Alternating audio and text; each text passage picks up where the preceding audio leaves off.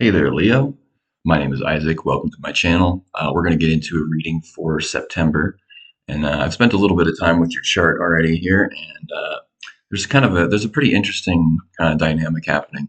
One of the first things that really jumps out at me about not just your chart, but really all the charts for this month is this conjunction between Venus and Lilith. You see where I've circled down here. Lilith sort of represents the um, forbidden desire, the thing that you really, the thing that you kind of crave and want, and but kind of ultimately leads you to a worse place. That's really what Lilith represents, and being connected to Venus kind of makes that temptation even stronger. And being in your third house here, the third house is interesting because, well, it does rule over things like siblings on the more mundane level. On a deeper level, it kind of represents what is known. It's a type of thinking and communicating. It's some very left brain kind of activity, but it's based on what is known. Whereas the ninth house across from it here, where we have the North Node, and the North Node kind of represents the direction that the universe is sort of pushing you in subtly from behind the scenes. The ninth house is kind of like learning through the unknown.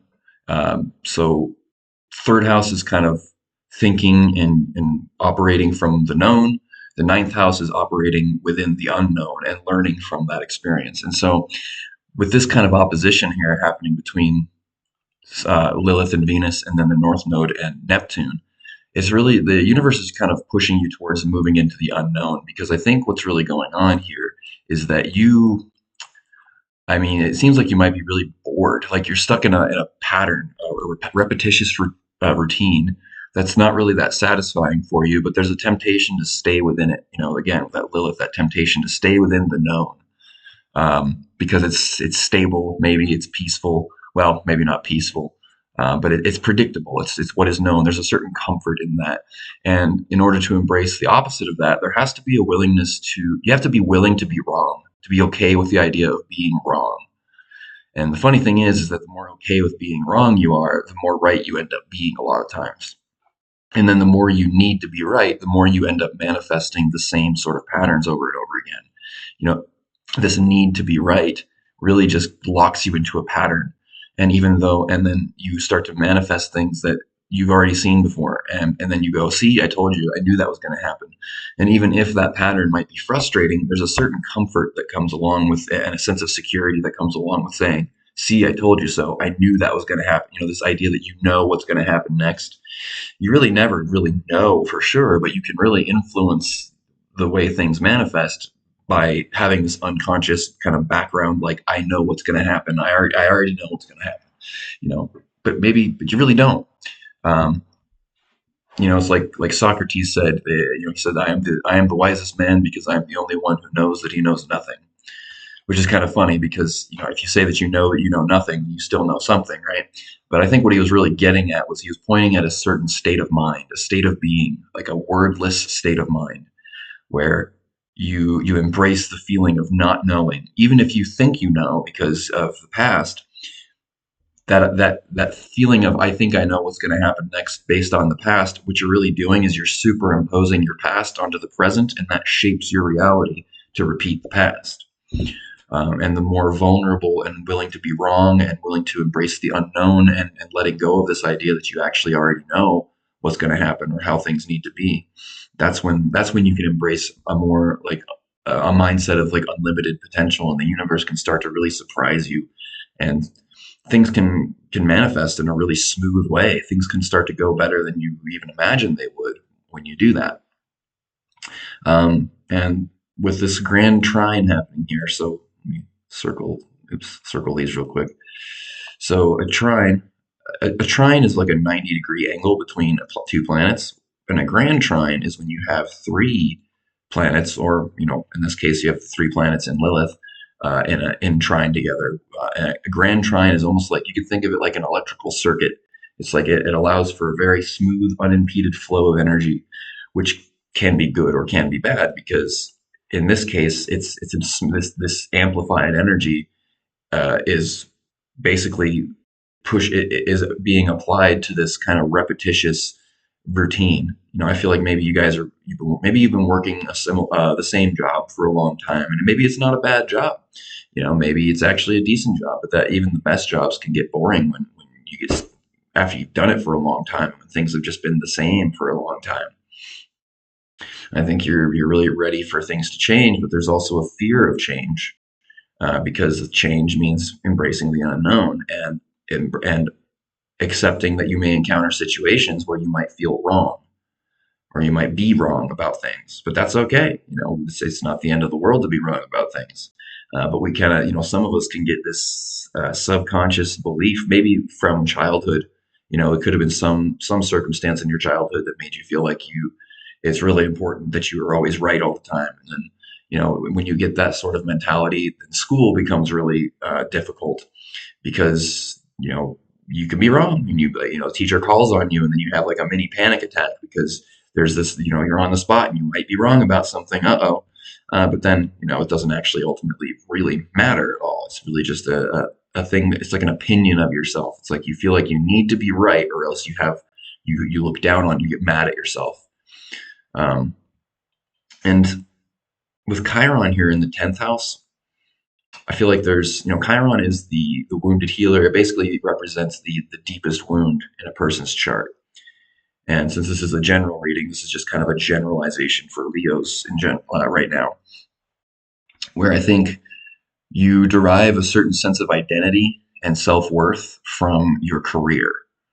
Um, and it could be that you've entered into a situation where you've got the career, you've got the job title, maybe, or some kind of title that gives you that sense of like, oh, this is who I am. And I feel good about this. This is like, people kind of look up to me in a certain way, and I feel confident about who I am. But along with that title comes this repetitious kind of same old routine that comes with really almost every regular job that you can get. I mean, really any job that you get is going to get pretty repetitious, except for maybe a few exceptions where things are always chaotic and crazy, and that can bring its own problems as well. Um, One second here. I'm going to pause the video and take a look at a few things on this chart here.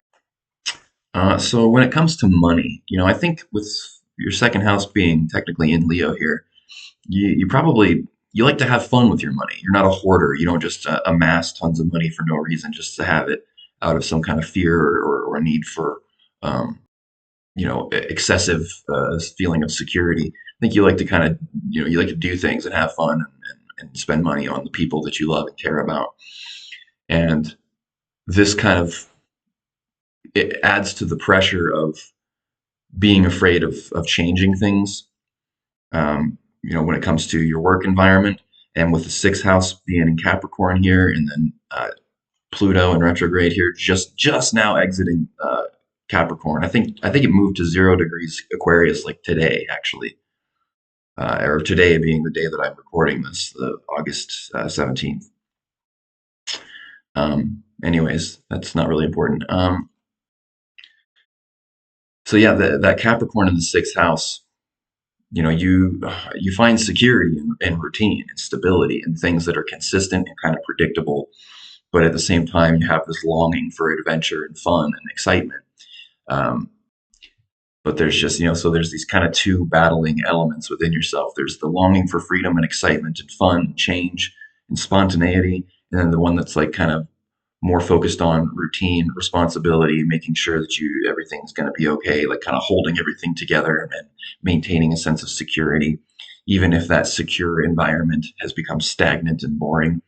Um, and the thing about the North Node here, with the universe kind of pushing you in that direction, you don't really have a whole lot of choice as to whether you're gonna move in that direction or not. It's just a matter of how much you want to try to fight the universe. And you may have already learned that fighting the universe never really works. It might seem to at first, sometimes, but really ultimately, um, you can either go with the flow or you can fight it until things become so unbearable that you have no choice but to do it anyways. The universe will give you chances, it'll give you nudges, and then it'll push you a little harder, and then it'll kind of hit you, and then it'll slap you across the face, and then if you still don't get it, it'll push you off a cliff, so to speak. Like It'll the lessons can get more and more harsh if you resist them for too long. And ultimately, when I say the universe, what it really is you. It's your higher self. It's your truth, your consciousness, your the part of you that knows that it is one with all things. Um, Anyways, that's maybe a different topic for a different video. But ultimately, it is for the better, for your own good. And you know, there's going to be a time in the near future, probably, when you start to, if you start to embrace this sort of desire to go into the unknown. And again, this doesn't really have that much to do with like what you do specifically. What you do will kind of come naturally and be a byproduct of who of how you feel and what you know what you're embodying, your state of mind. So really all we're talking about here is a state of mind where you're willing to let go of this sort of unconscious background, like clinging on to the idea that you need that you know what's going to happen, or needing things to be predictable. Um, so learning to just be in a state of present moment awareness and turn off that part of your mind that's always chattering and labeling things. Um, but of course, you know, we're talking about like spontaneity, which is really totally like a Leo thing. But if somebody tells you, hey, be spontaneous, you can't be spontaneous on purpose because then you're trying to be spontaneous. You know, it's kind of a double bind here. But it's like, you know, stop thinking. Okay, well, now you're thinking about not thinking. Or don't try to do this. Well, now you're trying not to try to do that. You know, so there's this kind of double bind thing here where they're instead of trying to stop thinking or trying to um, yeah, basically instead of trying to stop thinking, instead it's better to just focus your awareness on something in the present moment. Like, you know, you can, there's different, you know, you can kind of take steps. There's different levels of presence. You know, you can start out by being aware of your environment and just kind of look around the room and just notice the things around you, and also notice the mind's very, very quick tendency to label everything. This happens immediately. The mind is very, very quick with this. It kind of tells little stories about every single thing in your environment in the background. And it can be hard to turn that off because you don't maybe even realize you're doing it. Um, you know, for instance, if I sit here and look at this table in front of me, my mind immediately, without me thinking about it, says, this is a table, that is the wall, that is a clock, this is the person over here, here's the mouse in my hand for my computer, these are tarot cards. You know, it kind of just labels everything in a blink of an eye, just instantly. Um, and while that can be a useful thing that our mind that we need for survival, you need to learn the ability to make it stop for a little while.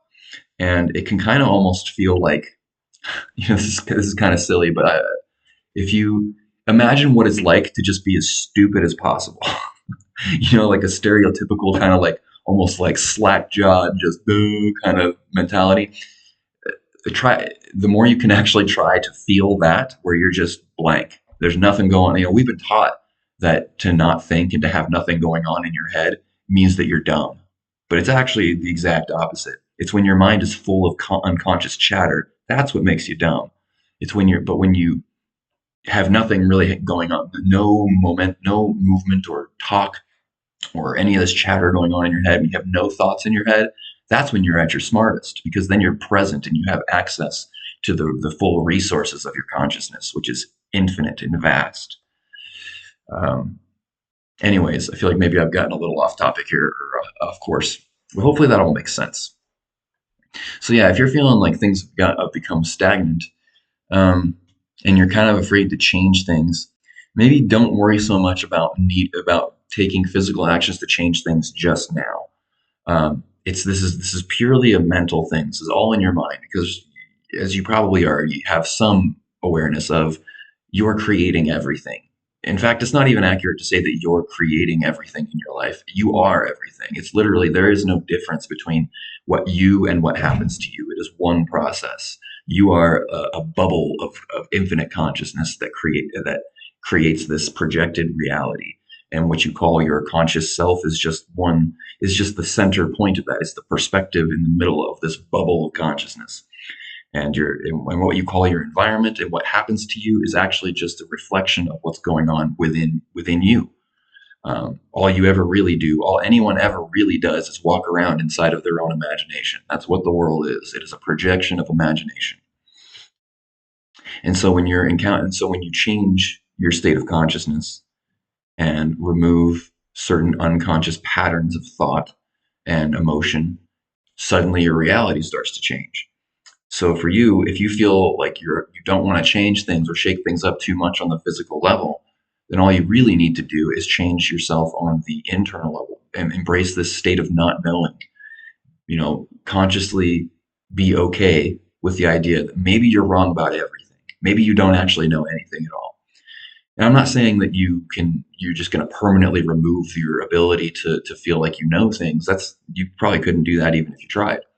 But learning how to, even for just a little while, turn off that survival mechanism that is constantly labeling everything, constantly thinking, constantly planning, constantly trying to control things, telling you that you already know what's going to happen, projecting what's happened in the past onto the present so that you can predict the future because it's going to be some version of the same thing over and over again.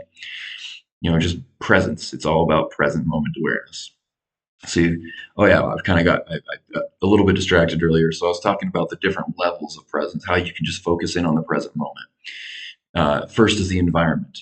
Without trying too hard to label anything. You don't have to say, "Ooh, that's nice," or "That's great," or "That's this." Just kind of notice what's around you without saying too much in your mind about it. Then the next step is to become aware of your senses. What are you feeling on your skin right now? What are you hearing with your ears right now? What smells are in the room? What do you have a taste in your mouth of anything at all? Um, you know, and just pay attention to the senses. And then you can take it a step deeper and pay attention to the inner body, the awareness, the alive energy that is within you. That is your subtle body is one word for it. And just feel that sort of subtle movement of life within you. It's just a subtle energy. And then if you can manage to hold all three levels at once, where you're aware of the environment, you're aware of your senses, and you're aware of the inner body of the subtle body at the same time, you're present. You're fully present. And chances are at first you'll only be able to do this for little bits, like a few seconds at a time. And then, your mind will kind of start to fight you and start thinking, and then you bring yourself back. But over time, this becomes get better and better at this, and all of your fears and anxieties start to dissolve and fade away. And there's this gradual change in your consciousness that it happens so gradually that you don't necessarily even notice it as it's happening. Usually it happens over time, and then one day you wake up and look back and you're like, oh, hey, I haven't felt that sort of whatever negative feeling I used to have all the time in a while now. Interesting. So anyways, I think I'm going to leave it at that. That's kind of just your main theme, overarching theme, your spiritual evolution at the moment. Learning to be okay with being wrong and recognizing that is not a weakness, that doing that actually puts you in a state where you open yourself up to infinite potential, because you're no longer superimposing the past onto the present moment and manifesting the same things over and over again. So anyways, contact me if you want to get into a private reading. I do offer natal charts, astrological forecasts, and tarot card readings. My email's in the description below. Remember to like and subscribe if you like these videos.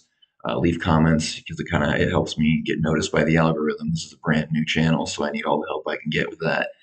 Anyways, and if you've watched this far, thanks for watching the whole video. And I'll talk to you next time. So take care.